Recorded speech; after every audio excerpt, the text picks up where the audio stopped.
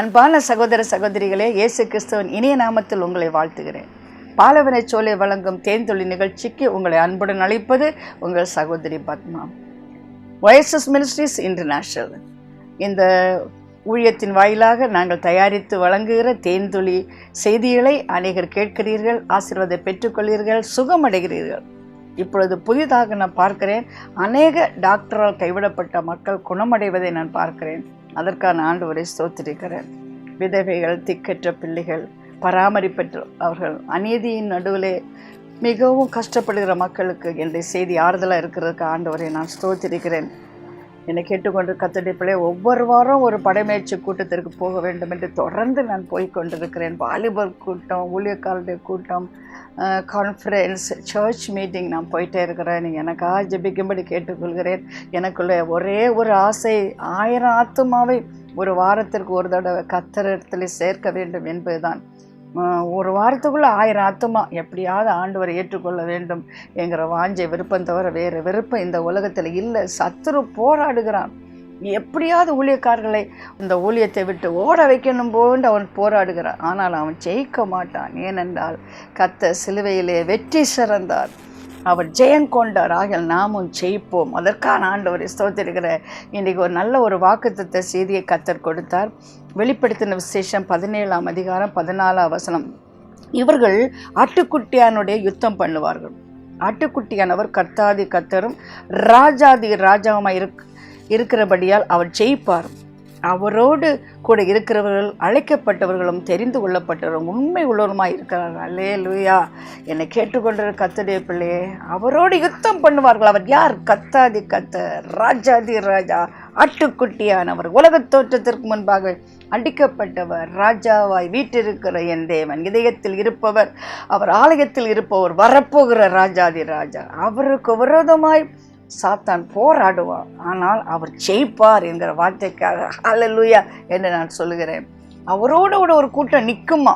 அந்த கூட்டம் யார்? அழைக்கப்பட்டவர்கள், தெரிந்து கொள்ளப்பட்டவர்கள், உண்மை உள்ளவர்கள். அனைவருமே அழைக்கப்பட்டிருக்கார்கள். நிறத்தை பார்த்து, படிப்பை பார்த்து, ஓட்டுகிற வாகனத்தை பார்த்து உலகம் அழைக்கும். ஆனால் என் ஆண்டவர் அப்படி அல்ல. நொறுங்குண்ட இதயம் உள்ளவர்கள் காயத்தை கட்டுகிறார், தரித்திற்கு சுவிசேஷத்தை அறிவிக்கிறார். உலகத்தில் வாழ முடியாது என்று நினைக்கிறவர்களுக்கு வாழ்வழிக்கும்படி இயேசு அவர்கள் அழைக்கிறார். இயேசு அழைக்கிறார், எல்லோரும் அழைக்கிறார். கிறிஸ்தவர்களை மட்டும் நினைக்கிறீர்களா? இல்லை. அவரிடத்தில் இருக்க 99 ஆடை விட்டு காணாமல் போன ஒரு ஆடை தேடுகிறவர் என் அன்பான ஆண்டவர். நீ காணாமல் போன ஆடா, வழி தப்பி போன ஆடா, புதரிலே சிக்கி இருக்கிற ஆடா, வழி திரும்பி வர தெரியாமல் கதறுகிறாயா? உன்னைத்தான் தேடுகிறார், உன்னைத்தான் கேட்கிறார். மனம் மாற மாட்டாயா? ஆண்டவர் கேட்கிற ஒன்று உன்னிடத்திலே இருக்கின்றது. அது என்ன தெரியுமா? உன் கையளவான இதயத்திலே குடிகொள்ள வர வேண்டும் என்று ஆண்டவர் விரும்புகிறார். அவருக்கு நீ சொல்லும் பதில் என்ன? அருமையான கர்த்தருடைய பிள்ளையே, அவர் தெரிந்து கொள்கிறார். அழைக்கப்பட்டவர்கள், தெரிந்து கொள்ளப்பட்டவர்கள், அடுத்தபடியாக உண்மை உள்ளவர்கள். அதற்கான ஆண்டவரை ஸ்தோத்திரிக்கிறேன். I am chosen, I am justified, I will be glorified. I am called, I am chosen, I am faithful. நான் உண்மை உள்ள ஆளாக இருக்கணும். அதான் ரொம்ப முக்கியம் என் வாழ்க்கையில். என்னை கேட்டுக்கொண்டிருக்க கர்த்தருடைய பிள்ளை, இந்த உண்மை என்பது ஊமையாக மாறினது. சொன்னதும் சொல்லாததும் இந்த உலகத்திலே, பொய்யிலும் புரட்டிலும் புதைந்திருக்கின்ற இந்த உலகத்திலே, உண்மை இல்லாத இந்த உலகத்திலே நீதி எங்கேயோ மறைந்தது. நம்ம நாட்டில் அநீதி, அக்கிரமம் டு த மேக்சிமம். இந்த உலகத்தில் எத்தனையோ ஆண்டுகள் நான் வாழ்ந்திருக்கேன். இப்படிப்பட்ட அநீதி மக்களுக்கு இழைக்கப்படுகிறது ஒரு காலகட்டத்திலும் இல்லை. பிரியமான கர்த்தருடைய பிள்ளைகளே, இந்த காலகட்டத்தில் தான் இயேசு வருவார். எனக்கு தெரியும் அவருடைய வருகை சீக்கிரமாக இருக்கிற. ஜனத்துக்கு விரோதமாக ஜனம், ஜாதிக்கு விரோதமாக ஜாதி, கொள்ளை நோய், எங்கே பார்த்தாலும் கொள்ளை நோய் மட்டுமல்ல, இந்த உலகத்தில் பலவிதமான போராட்டங்கள், பஞ்சங்கள், பட்டயங்கள். ரோட்டிலே ஒருவர் நடந்து போகும்போது கடத்தி கொண்டு போய் கொல்கின்றது. இப்படிப்பட்ட காலகட்டத்திலே கர்த்தர் சொல்கிறார், எனக்காக ஒரு கூட்டம் நிற்க வேண்டும், நான் யுத்தம் செய்வேன், நான் ஜெயிப்பேன். ஆனால் என்னோடு ஒரு கூட்டம் இருக்க வேண்டும். அவர் அழைக்கப்பட்டவர்களாக இருக்க வேண்டும், அவர் தெரிந்து கொள்ளப்பட்டவர்களாக இருக்க வேண்டும், அவர் உண்மை உள்ளாக இருக்க வேண்டும். அருமையான கர்த்தருடைய பிள்ளையே, நீ உண்மையுள்ள மகளாய் மகனாய் இருக்க விரும்புகிறாயா? ஆண்டவர் உண்மையுள்ள தேவன். அவர் நம்மை அழைத்ததிலே உண்மை உள்ளவர். அவர் நமக்காக செய்யும் கொடுத்த வாக்குத்தத்தத்திலே உண்மை உள்ளவர். அவர் நமக்காக செய்வேன் என்று சொன்னதை வாயினால் சொன்னதை கையினால் செய்கிறார். காற்றையும் பார்க்க மாட்டீர்கள், மழையும் பார்க்க மாட்டீர்கள், ஆனால் பள்ளமெல்லாம் நிரப்பப்படும். Super natural. நீ எதிர்பார்த்திருக்கிற முடிவை நான் உனக்கு தருவேன். நீ நினைப்பதற்கும் கேட்பதற்கும் மேலான காரியத்தை நான் உனக்கு செய்வேன். நீ என்னை நோக்கி கூப்பிடு, எட்டாதும் அறியாதமான பெரிய காரியத்தை நான் செய்வேன். இத்தனை நல்ல தேவனை பெற்ற ஜனம் எத்தனை பாக்கியம் உள்ளது. சௌக்கியம் ஆரோக்கியம் வர பண்ணுவேன், சிறையிருப்பை திருப்புவேன், மறுபடியும் உன்னை கட்டுவேன். ஒரு அல்லலியா சொல்லுங்க பார்க்கலாம். அல்லலியா சொல்லுங்க. எங்க இருந்தாலும் எந்த இடத்துல இருந்தாலும் அல்லலியா சொல்லுங்க. அதுதான் நம்முடைய கோஷம். போடுங்க அல்லலியா எப்போதுமே. அங்குதான் நீங்கள் பார்ப்பீர்கள், ஜெயத்தின் தொனியை பார்ப்பீர்கள். பிரியமான கர்த்தருடைய பிள்ளைகளே, வேதத்தில் எத்தனையோ பேரை குறித்து வேதம் சொல்கிறது அவர் உண்மை உள்ளவர்களாக இருந்தார்கள் என்று. எனக்கு ரொம்ப சந்தோஷமாக இருக்குது. ஆண்டவரே, இப்படி வேதத்திலே மக்களை உண்மை உள்ளவர் என்று நீங்கள் எழுதினீர் என்றால் என்னை குறித்தும் பத்மா உண்மை உள்ளவள் என்று எழுத வேண்டுமே ஆண்டவரே. உன் பொன்னான கரங்களிலே உன் கிருபையின் பேனாவை பிடித்து உம்முடைய ஜீவ புஸ்தகத்திலே பத்மா உண்மை உள்ளவள், தெரிந்து கொள்ளப்பட்டவள், அவள் அழைக்கப்பட்டவள், தெரிந்து கொள்ளப்பட்டவள், உண்மை உள்ளவள் எழுதும் அப்பா. அதற்காக தான் ஜெபித்து கொண்டிருக்கிறேன், அழுது கொண்டிருக்கிறேன். அதற்காக ஆண்டவரே நான் ஸ்தோத்திரிக்கிறேன். பிரியமான கர்த்தருடைய பிள்ளை, மோசேயை குறித்து வேதம் சொல்லுகின்றது. நான் வேதத்திலே வாசித்து பார்ப்போம். என்னாகமம் 12ஆம் அதிகாரம் 3வது வசனத்திலிருந்து வாசிப்போம். மோசேயானவன் பூமியில் உள்ள சகல மனிதர்களும் மிகுந்த சாந்தகுணம் உள்ளவனாய் இருந்தான். சடுதியிலே கர்த்தர் மோசேயும் ஆரோனையும் மிரியாமை நோக்கி, நீங்கள் 3 பேரும் ஆசாரிப்பு கூடாரத்துக்கு புறப்பட்டு வாருங்கள் என்றார். 3 பேரும் போனார்கள். கர்த்தர் மேகத்தூணிலே இறங்கி கூடார வாசலில் நின்று ஆரோனையும் மிரியாமை கூப்பிட்டார். அவர்கள் இருவரும் போனார்கள். அப்பொழுது அவர், என் வார்த்தையை கேளுங்கள். உங்களுக்குள்ளே ஒருவன் தீர்க்கதரிசியாக இருந்தால் கர்த்தராகிய நான் தரிசனத்திலே என்னை அவனுக்கு வெளிப்படுத்தி சொப்பனத்திலே அவனோட பேசுவேன். என் தாசனாகிய மோசையோ அப்படிப்பட்டவன் அல்ல, என் வீட்டில் எங்கும் உண்மை உள்ளவன். யார் இந்த வார்த்தையை சொன்னார்? அகிலாண்டத்தையும் படைத்தவர், ஆகாயத்தையும் பூமியையும் படைத்தவர், வானமண்டலத்திலே சூரியனை படைத்தவர், சந்திரனை படைத்தவர், நட்சத்திரங்களை படைத்தவர், சர்வ வல்லமையுள்ள தேவன் என்ன சொல்கிறார்? என் தாசனாகிய மோசையோ என் வீட்டிலே அவன் உண்மை உள்ளவன். பிரியமான கர்த்தருடைய பிள்ளையே, இதுதான் பெரிய ஒரு சர்டிஃபிகேட். சில வீட்டில் நான் பார்க்குறேன், நிறைய மெடல் சர்டிஃபிகேட் எல்லாம் ஷோகேஸில் வச்சுருப்பாங்க. வீட்டில் போகணுன்னு சொல்லுவாங்க, இது இங்கே கிடச்ச எனக்கு மெடல், அது அங்கே கிடச்ச எனக்கு மெடல், எங்கே கிடச்ச சர்டிஃபிகேட் எல்லாம் சொல்லுவாங்க. ஆனால் என் வீட்டில், என் பெட்ரூமில் இப்படி ஒரு வசனத்தை எழுதி வைக்கணும்னு விரும்புகிறேன். மோசையை பற்றி, என் வீட்டில் எங்கும் அவன் உண்மை உள்ளவனாக இருந்தான். பிரியமான கர்த்தருடைய வீட்டிலே நீடித்த நாட்களை நாம் நிலைத்திருப்போம் என்று கர்த்தர் சொன்னார். கர்த்தருடைய ஆலயத்தின் நன்மையினால் நாம் திருப்தியாக்குவேன் என்று கர்த்தர் சொன்னார். இப்பொழுது கர்த்தருடைய வீட்டிலே நீ உண்மை உள்ளவனா இருக்கிறாயா? மோசே எங்கு உண்மை உள்ளவனா இருந்தான் என்று வேதத்திலே நாம் பார்க்க முடியும். ஆண்டவர் மோசே அழைத்த போது, பிரியமான கர்த்தருடைய பிள்ளைகளே, 6 லட்சம் மக்களை வழிநடத்த ஆண்டவர் அழைத்த போது வேதம் சொல்வது, அநித்தியமான பாவ சந்தோஷத்தை அனுபவிப்பதை பார்க்கலும் தேவனுடைய ஜனத்தோடு கூட துன்பத்தை சகிப்பேன் என்று சொல்லி எகிப்தின் இன்ப வாழ்வை வெறுத்தவனாக, ஏழைக்கு தோழனாய், அவனுடைய பாடுகளுக்கு பங்காளியாக அவனே எகிப்தின் அரண்மையை விட்டு வெளியே வந்தான். இவன் யார் தெரியுமா? அந்த காலகட்டத்திலே நாகரிகத்தில் சிறந்த கொடி கட்டி பறக்கின்ற எல்லா தேசங்களுக்கும் தலைமை என்று அழைக்கப்படும், எல்லோருக்கும் ஆகாரத்தை அளந்து வைக்கிற ஒரு தேசம் என்று அழைக்கப்படுகிற அந்த எகிப்து தேசத்திலே இளவரசனாக இருந்த மோசே, அவன் வாழ்க்கையில ஒரு குறிப்பிட்ட நாள் வந்தபோது தன்னுடைய ஜனமாகிய இஸ்ரவேலருக்காக அரண்மனையை வெறுத்து தள்ளுவதற்கு அவன் ஆயத்தமாயிருந்தான். இப்பொழுது 4 பிரசங்கியார் பிரசங்கம் பண்ணால் நம்ம கையை தூக்குவோம். அந்த நேரத்தில் ஒரு இமோஷனலாக, நான் மிஷினரியாக போகிறேன், எல்லாத்தையும் விட்டு வரேன்னு சொல்லுவோம். ஆனால் ஒரு வாரம் கழிஞ்சு அப்படியே ஆறி போயிடும். ஆனால் மோசே அப்படி இல்லைங்க. அந்த அரண்மனையை விட்டு அவன் வெளியே வந்தான். ஆண்டவர் அவனை கூப்பிடல, அவனா வெளியே வந்தான். என்னை கேட்டுக்கொண்டிருந்த இந்த காலகட்டத்தில் சில சொல்கிறாங்க, ஆண்டவரே என் பெட்ரூமில் நல்ல பெரிய அங்கி தாடியெல்லாம் வச்சுட்டு அவர் என்னை கூப்பிட்டான்னா நான் வருவேன்னு சொல்லுவாங்க. இல்லை, தேசத்துடைய அகோல நிலைமையை பார்த்தால், அலங்கோலத்தை பார்த்தால், அருவறுப்புகளை பார்த்தால் நம்மால் சும்மா இருக்க முடியாது.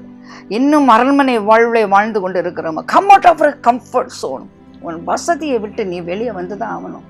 ஐயோ நான் என் குடும்பம், என் பிள்ளை, நான் உழைப்பேன், வீட்டுக்கு ஒரு சாப்பிடுவேன், தூங்க, இப்படிப்பட்ட ஒரு வசதியான வாழ்க்கையை விட்டுட்டு இந்த தேசத்திற்காக வெளியே வரங்க எத்தனை பேர்? கடந்த ஒரு வாரமாக நான் அழுது கொண்டே இருக்கிறேன். என்ன அநியாயம் நடக்கிறது இந்த தேசத்தில், எவ்வளோ அநியாயம் நடக்கிறது.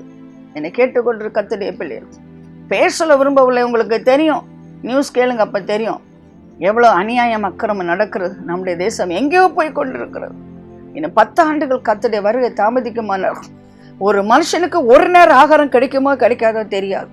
அப்படிப்பட்ட காலகட்டத்தில் பஞ்சம், பட்டயம், அநீதி நடுவின தீர்ப்பு, அக்கிரமம், நீதி இல்லை, நீதி நியாயம் இல்லை.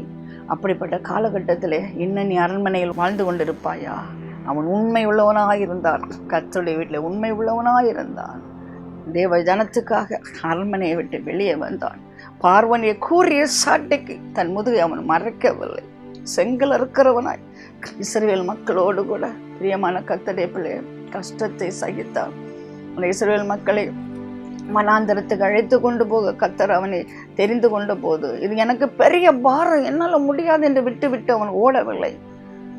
எத்தனை ஆண்டு காலம், இன்னும் எத்தனை ஆண்டு காலம்னு சொல்ல கேட்பாங்க. இந்த ஊழியத்தில் இந்த கஷ்டமான பாதை எத்தனை ஆண்டு காலம், எத்தனை ஆண்டு காலமா? அவன் வாழ்க்கை முழுவதுமே கஷ்டம், வாழ்க்கை முழுவதும் கஷ்டம்.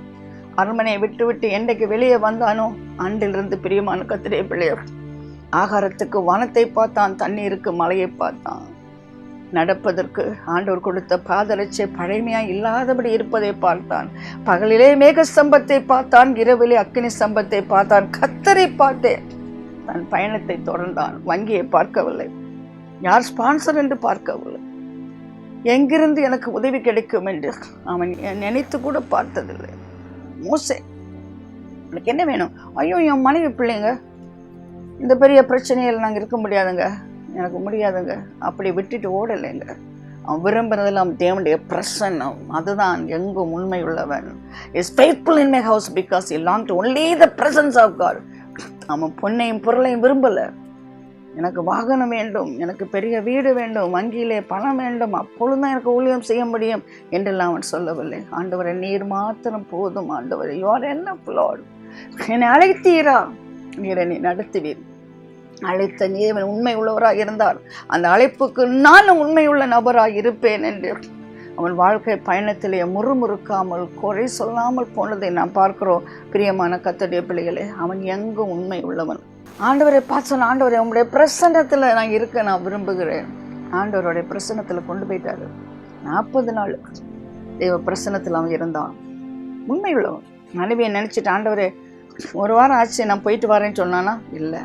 என் பிள்ளைங்களை ஸ்கூலில் சேர்க்கணும் சொன்னானா? என் பிள்ளைங்க என்னன்னாங்கன்னு தெரியல ஆண்டவரே. என் விசுவாசிகள் என்னாங்க, என் ஊழியக்காரன் என்னாங்க? ஒன்றுமில்லை, ஒன்றை பற்றி கவலை இல்லை. பக்கட் about everything in the presence of God is fullness of Joy.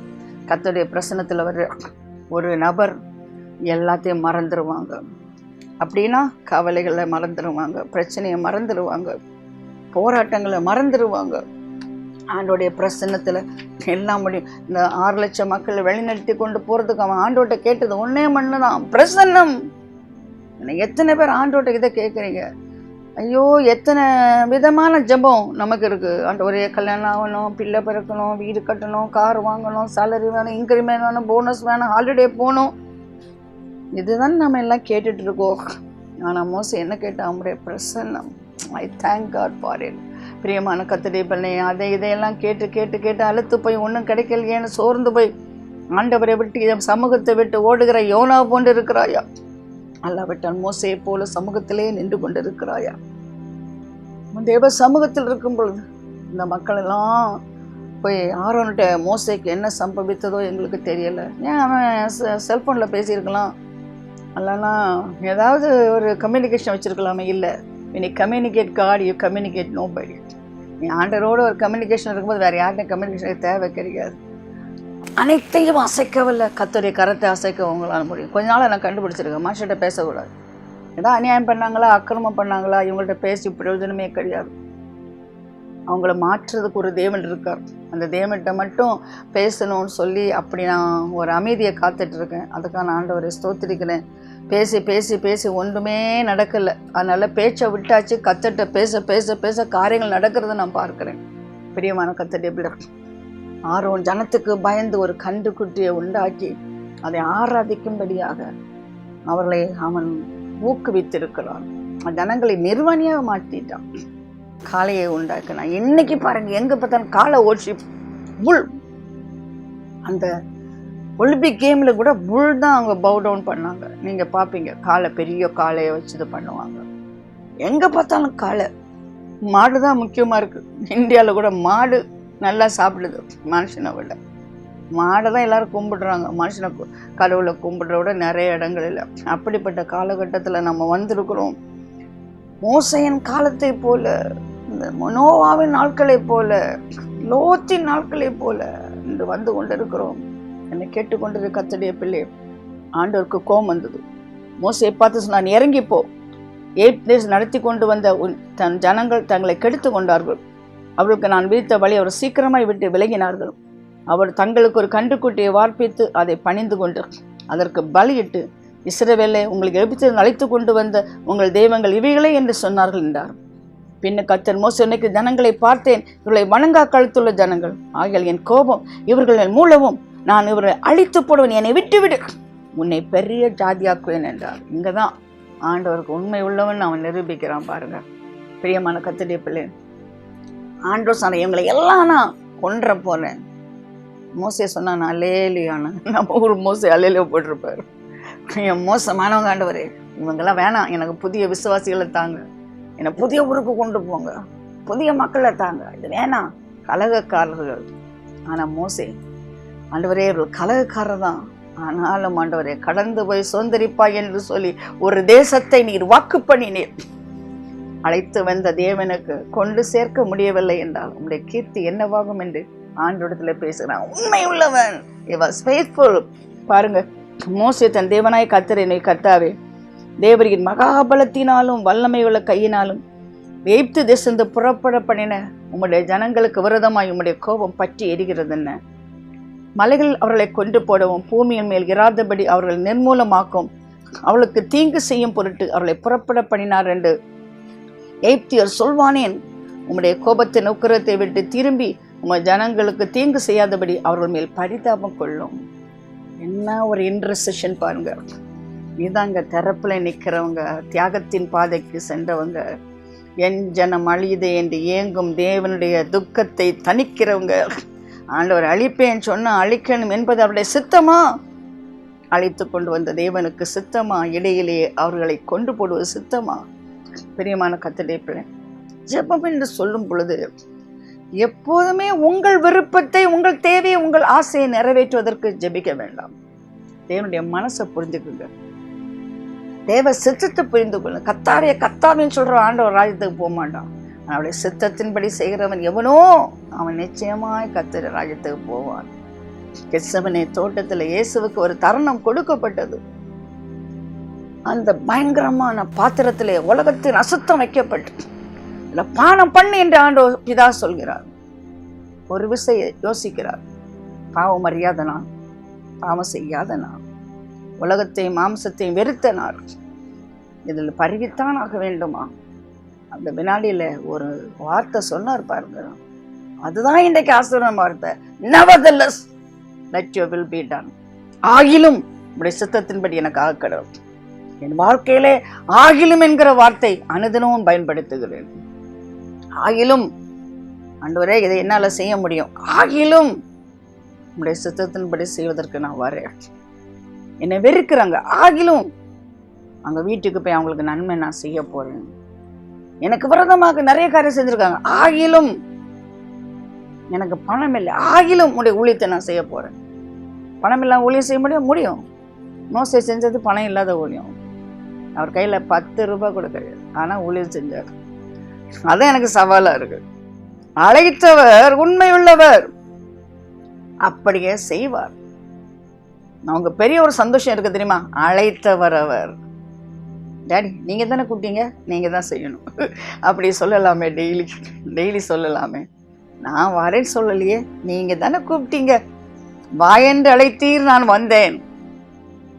அன்று முதல் இதுவரையிலும் என்னை பராமரிப்பது, பாதுகாப்பது, பதவி உயர்வு கொடுப்பது, பசுத்தமாய் காப்பது எல்லாம் உங்க வேலை. I commit my ways to the Lord, he will direct my path. என்னுடைய வழிகளை கர்த்தருக்கு ஒப்புவிக்கிறேன், அவர் என்னை நடத்துவார். அருமையான கர்த்தருடைய பிள்ளை, என்றைக்கு கூட இந்த நிமிஷம் கூட எனக்கு பணம் ஆண்டோட்டேருந்து வரும், மனுஷ இடத்துல கையேந்த மாட்டேன், கத்தட்ட கையேந்தும். இது வைராக்கியம். ஆண்டவர் இதுவரையிலும் நான் செய்கிற ஊழியத்துக்கு கத்தர் பணம் கொடுக்குறதுக்கு ஆண்டவர் ஸ்தோத்திரிக்கிறாரு. மனுஷன்ட்ட கெஞ்சலை கேட்கல, கெஞ்சலை கேட்குறதெல்லாம் தப்புன்னு நான் சொல்ல, எனக்கு வேணாம். அழைத்த தேவன் கொடுப்பார். யாரை கொண்டு கொடுக்க வேண்டும் என்று அவர் திட்டம் வச்சிருக்காரோ அவர்களை கொண்டு கரெக்டாக கொடுப்பார். அந்த வேலை கொடுப்பார். எனக்கு கொடுத்தவங்களுக்கு ஆசீர்வாதத்தை அள்ளி கொடுப்பார். ஏன்னா அவர் சொந்த கீழ்ப்படிஞ்சு தான் அவங்க எனக்கு கொடுக்குறாங்க. அதனால் அருமையான கர்த்தருடைய பிள்ளை, அழைத்தவர் உண்மை உள்ளவர். நாம் அந்த அழைப்பிற்கு உண்மையா இருக்கிறோமா? மோசே மோசே வா, நான் உன்னை அனுப்புவேன், என் ஜனத்துடைய சிறுமையை பார்க்கவே பார்த்தேன். அப்படித்தானே மோசே அழைத்தாரு. அழைத்தாண்டவர் உண்மை உள்ளவராக இருந்தாரா இல்லையா? ஆனா மோசே உண்மை உள்ளவனாக இருந்தானா? அதுதான் முக்கியம். பிரியமான கர்த்தருடைய பிள்ளை, தாசனாய ஆபிரகாமை ஈசாக்கை இஸ்ரவேலை நினைத்தருளும், உங்கள் சந்ததியை வானத்து நட்சத்திரங்களைப் போல பெருக பண்ணி நான் சொன்ன இந்த தேசம் முழுவதையும் உங்கள் சந்ததியாருக்கு என்னென்றைக்கும் சுதந்திரித்து கொள்ளும்படிக்கு அவர்களுக்கு கொடுப்பேன் என்று உண்மை கொண்டு அவர்களுக்கு ஆணையிட்டு சொன்னீரே என்று கெஞ்சி பிரார்த்தித்தான். அப்பொழுது கர்த்தர் தம் ஜனங்களுக்கு செய்ய நினைத்த தீங்கை செய்யாதபடிக்கு பரிதாபம் கொண்டார். ஆங்கிலத்தில் காட் ரிப்பெண்டட்ன்னு இருக்கும். இப்படிப்பட்ட உண்மையுள்ள ஜபம், உண்மையுள்ள மனிதனை பார்த்தார் கர்த்தர் உண்மையுள்ளவராக இருக்கிறதா காண்பிக்கிறார். உண்மைதான் மோசே, நான் அழைத்து வந்தேன், இடையிலே அவளை கொண்டு விடுவேன் என்று சொன்னேன். ஆனால் கொல்வது எனக்கு சித்தமில்லை, இஷ்டமில்லை. ஆனால் நீ திறப்பிலே நின்றாயே, என் கோபத்தை தடுத்து நிறுத்தினாயே, உன்னை நான் ஆசீர்வதிப்பேன் என்று சொன்ன போதிலும் எனக்கு இந்த ஆசீர்வாதம் பெரிதல்ல.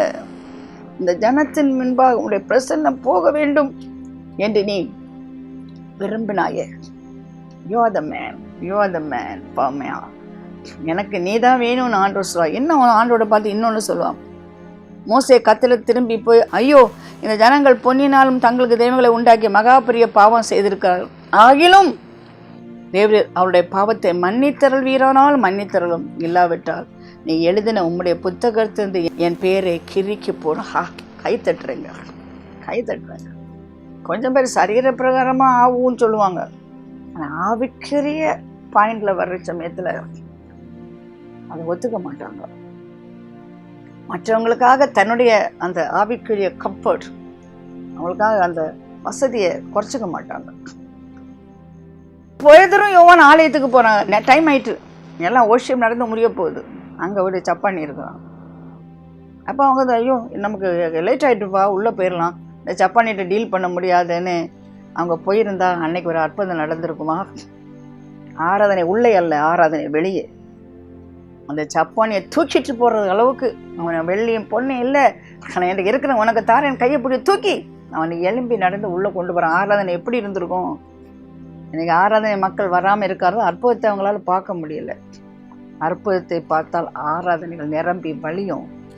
ஏசு எங்கே போனாரோ அங்கெல்லாம் அற்புதம், அங்கெல்லாம் கூட்டம், வனாந்திரத்துக்கு போனாலும் கூட்டம். அவருக்கு சாப்பிட்றதுக்கும் நேரம் இல்லை, தூங்குறதுக்கும் நேரம் இல்லை, அவ்வளோ ஜனங்க பின்னால் போனாங்க. குடல்கள் பார்த்தார்கள், குஷ்டரோகிகள் குணமடைந்தார்கள், செவிடர்கள் கேட்டார்கள், மரித்தோரோடு உயிர்த்திருந்தார்கள். நம்முடைய வல்லமை எங்கே? பிரியமான கர்த்தருடைய பிள்ளைகளே, அழைத்தவர்கள், தெரிந்து கொள்ளப்பட்டவர்கள் வல்லமை உள்ளவர்களாக இருப்பார்கள். வல்லமையின் ஆவியானவர் வந்துவிட்டால் பொல்லாத சாத்தான ஒரு சொல்லால் நம்ம விரட்ட முடியும். பிரியமான கர்த்தருடைய பிள்ளைகள், ஒரு குறிப்பிட்ட சமயம் சீரியல் வந்து சொன்னாங்க, ஆண்டவரே நாங்கள் ஒரு இடத்துல போய் பிரசங்கம் பண்ணோம், பேயெல்லாம் ஓடிட்டு. ஹாய் ஆண்டவர், பேய் ஒன்றுங்க சந்தோஷப்படாத, உன் பேரை நான் எழுதி வச்சிருக்கேன். அப்படி என்றால் ஜீவ புஸ்தகத்தில் பேர் எழுதப்படுவது என்பது மிகவும் அருமையான அனுபவம். அந்த மோசையினுடைய பேரை கர்த்தர் தன்னுடைய புத்தகத்தில் எழுதினார். ஆனால் அவன் என்ன சொல்கிறான், என் பேரை வேணா கிறுக்கிருங்க, இந்த ஜனத்துக்கு முன்பாக நீங்கள் போகணும். அந்த மோசையின் நிமித்தமாக அவனுடைய தியாகத்தின் உச்ச கட்டத்தை பார்த்து ஆண்டவர் மனமகிழ்ந்தது மட்டுமல்ல, உள்ளத்தின் ஆழத்திலிருந்து மோசேக்கு சர்டிஃபிகேட் கொடுத்தது உண்மைதான். என்ன, அவன் எங்கும் உண்மை உள்ளவன். பிரியமான கர்த்தருடைய பிள்ளை, இந்த இன்பம், நான் பெற்ற இன்பம் இந்த வையகம் பெற வேண்டும் என்று விரும்புகிற எத்தனை பேர்? நான் பெற்ற ரட்சிப்பு, நான் சொத்தி இருப்பவர்கள் கட்டாயம் பெற்றுக்கொள்ள வேண்டுகிற துடிப்பு உங்களுக்கு இருக்குதா? நியாய தீர்ப்பு நாள் நெருங்கி கொண்டிருக்கிறது. கர்த்தர் வருகிறார். ஒவ்வொரு ஜனங்கள் அழிந்து கொண்டே இருக்கிறார்கள். எங்க பார்த்தாலும் பூமியர்ச்சி, எங்க பார்த்தாலும் பெருவெள்ளம், கொடிய துன்பங்கள், அக்கினி எரிவது போன்று வெயில் அடிக்கிறது. ஜனத்தின் மேல பரிதாபம் கொள்வோல எத்தனை பேர். இவர்கள் இல்லாத கானான் எனக்கு வேண்டாம் ஆண்டவரே. அப்படி சொன்னா, இன்னைக்கு நம்ம லாங்குவேஜ் படி சொன்னா, ஆண்டவர் என்னை சுத்தி இருக்கிற அந்த ஜனங்கள் இல்லாத பரலோகம் எனக்கு வேண்டாம். ஸ்ட்ரைக், ஆண்டவருடைய ஸ்ட்ரைக். ஆண்டவர் மனம் மாறினாருங்க. நான் வரமாட்டேன், தூது நான் போயின்னு சொன்னார். கடைசியில் பார்த்தா கர்த்தரே கூட போனார். நான் கர்த்தர், நான் மாறாதவர்னு சொன்னார். ஆனால் கர்த்தர் மாறினார். ஒரு மனுஷனுடைய தியாகத்தை பார்த்து, அவருடைய உண்மையை பார்த்து கர்த்தர் மாறினார். அந்த ஜனத்தை கானானில் கொண்டு சேர்த்தார். உன்னையும் தான் என்னையும் தான் அழைத்திருக்கிறாரு, தெரிந்து கொண்டிருக்கிறாரு. உண்மை உள்ளவங்களா இருக்கிறோமா? உண்மை ரொம்ப முக்கியம். உண்மை உள்ளவர்கள் அவரோடு கூட அன்று ஜெயங்கொள்வார்கள், அவரோடு கூட ஆளுகை செய்வார்கள். உண்மை உள்ளவர்களே வாருங்கள் கூப்பிடுவார். முத்தமும் உண்மை உள்ள ஊழியக்காரர்களே, என் சந்தோஷத்துக்குள் பிரவேசிங்க. ஒரு தாளந்த மறைச்சு வச்சான் பார்த்தீங்களா? Depart from me wicked servant. அக்கிரமக்கார சோம்பேறியான வேலைக்காரனை போனார். ஏன்? அந்த தாளந்துக்கு அவன் உண்மையா இல்லை. கர்த்தர் எத்தனை தாளந்து கொடுத்திருக்கிறார், எவ்வளவு வரத்தை கொடுத்திருக்கார், எவ்வளவு கிருபையை கொடுத்திருக்கிறார். கொடுத்த எல்லாவற்றுக்கும் உண்மையா இருக்கிறீங்களா? இல்லாவிட்டா புதைச்சி வச்சிருக்கீங்களா? சிந்தித்து செயல்படுங்க. Come on brothers, come on sisters, you're called, you're chosen, you must be faithful. நீ உண்மை உள்ளவனா இருக்க வேண்டும். அவர்களே ஆண்டவர் கூட ஆளுகை செய்வார்கள். ஜெபிப்போமா? அன்பு இரக்கம் நிறைந்த ஆண்டவரே, ஆசீர்வதிக்கப்பட்ட இந்த வேலைக்காக நமக்கு நன்றி செலுத்துகிறோம். அவரோடு கூட நிற்கிறவர்கள் கத்தாதி கத்தர், ராஜாதி ராஜா, அவர்களை சாத்தானை ஜெயிப்பார். ஆனால் அவரோடு கூட ஒரு கூட்டம் நிற்கிறது. அழைக்கப்பட்டவர்கள், தெரிந்து கொள்ளப்பட்டவர்கள், உண்மை உள்ளவர்கள். அந்த உண்மை உள்ள ஒரு சிறு கூட்டத்தில் என்னையும் ஒரு நபராய் வைத்துக் கொள்ளும் என்று ஜெபிக்கிற கர்த்தருடைய பிள்ளைகளுக்காக உங்களுக்கு நன்றி சொல்கிறேன். என்னை கேட்டுக்கொண்டிருக்கும் அது பிள்ளைகள், ஆண்டவரே, நான் உண்மை உள்ளவளாக இருக்க வேண்டும். என்னுடைய ஊழியத்திலே, என் ஜீவியத்திலே, அழைப்பிலே நான் உண்மையுள்ள நபராக இருக்க வேண்டும். அப்பா, அர்ப்பணிக்கிறேன் என்று சொல்கிற பிள்ளைகளை ஆசீர்வதியும், பெயரை பெருமைப்படுத்தும், பெரிய ஜாதியாக்கும். அவர்களோடு கூட இருந்து பலத்த காரியத்தை செய்யும். மோசையோடு கூட இருந்தது போல அவர்களோடு கூட இருக்க வேண்டும் என்று கெஞ்சுகிறேன். இயேசுவின் நாமத்தில் கெஞ்சும் என்றாளுகிறேன் பரமபிதாவே. ஆமென்.